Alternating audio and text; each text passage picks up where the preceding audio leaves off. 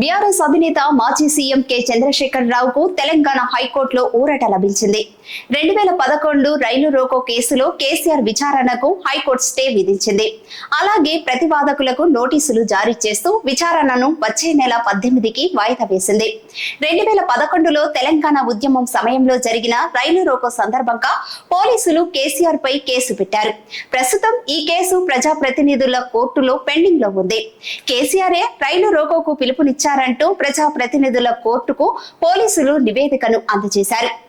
2011 October 15, 16, 17 తేదీల్లో కేసీఆర్ రైలు రోకోకు పిలుపునిచ్చారంటూ నివేదికలో వెల్లడించారు. రైలు రోకో వల్ల ట్రైన్ల రాకపోకలకు అంతరాయం ఏర్పడటంతో పాటు రైల్వే ఉద్యోగుల విధులకు తీవ్ర ఆటంకం కలిగిందని నివేదికలో పోలీసులు వెల్లడించారు. అప్పటి నుంచి ఈ కేసు కొనసాగుతూనే ఉంది.